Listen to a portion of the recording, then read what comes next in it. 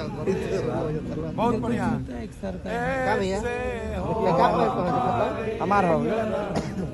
सुबह के 5 बज रहे और राजधानी पटना में 12 डिग्री सेल्सियस जो ठंड है वो रिकॉर्ड किया गया और जन स्वराज के बैनर तले उनके सूत्रधार प्रशांत किशोर के साथ सैकड़ों लोग इस करकराती ठंड में खुले आसमान के नीचे जो अमरन अनशन है वो दे रहे हैं। 12 घंटा का ये जो अमरन अनशन है वो हो चुका है और प्रशांत किशोर खुद मौजूद हैं। प्रशांत जी से बात करेंगे और जानेंगे कि भाई जो पहला इनका अनुभव है इस धरने का वो कैसा रहा इस कड़ाके की ठंड में। प्रशांत जी, अनुभव मतलब ठंड का इस धरने का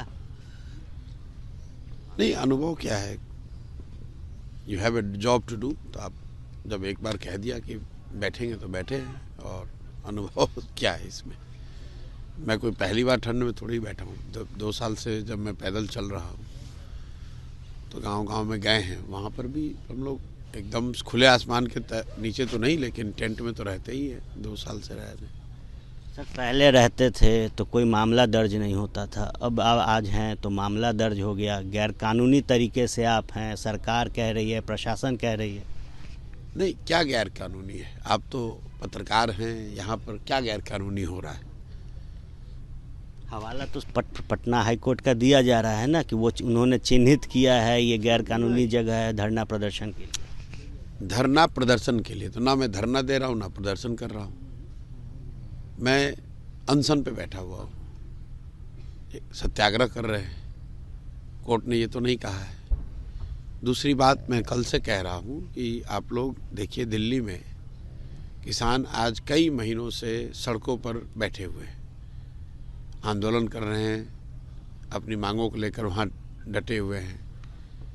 वो कोई धरना प्रदर्शन या सत्याग्रह अनशन के लिए तो प्रस्तावित अधिकृत जमीन नहीं है, उनको तो वहाँ सरकार ने परमिशन नहीं दिया है।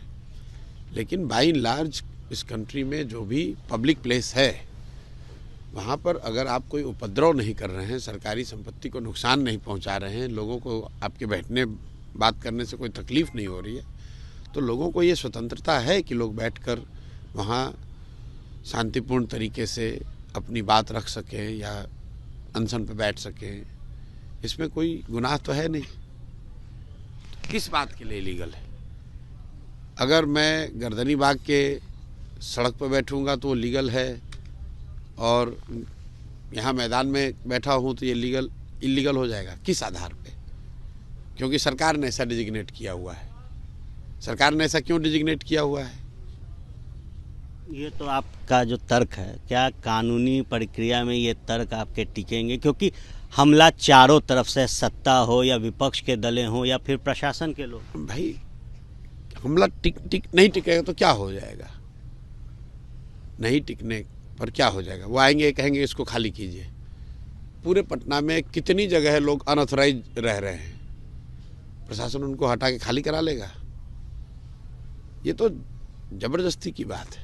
बापू के डंडे के नीचे कितनी लड़ाई और मजबूत होने वाली है?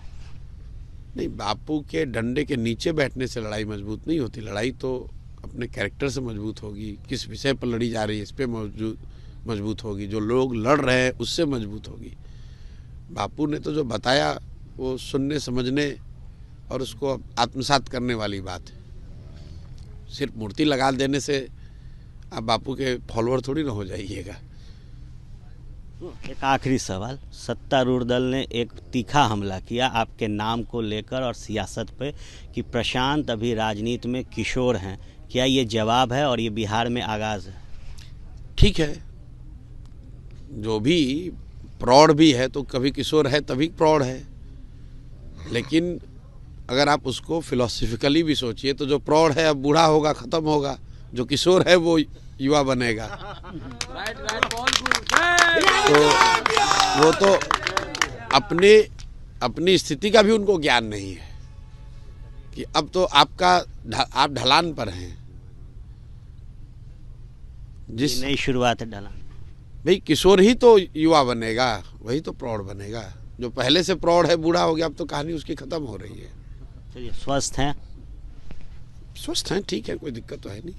ये स्वस्थ हैं, ठीक हैं, कोई दिक्कत नहीं। जो किशोर है वही आगे जाके नया जो कीर्तिमान है वो बनाएगा। और प्रशांत किशोर के 12 घंटे का ये जो आमरण अनशन है उसकी शुरुआत किस तरीके की है वो आपको पल पल एबीपी न्यूज़ पे अपडेट मिल रही है। और निश्चित तौर पर कड़ाके के ठंड के बीच सैकड़ों लोगों के साथ ये आमरण अनशन जारी रहेगा जब तक बिहार में जो आवाज़ बीपीएससी अभ्यर्थियों के लिए उठी है, जो 5 सूत्री मांग है जन सुराज की, वो पूरी नहीं होगी तब तक ये आमरण अनशन जारी रहेगा। आर्यन आनंद, एबीपी न्यूज़, पटना।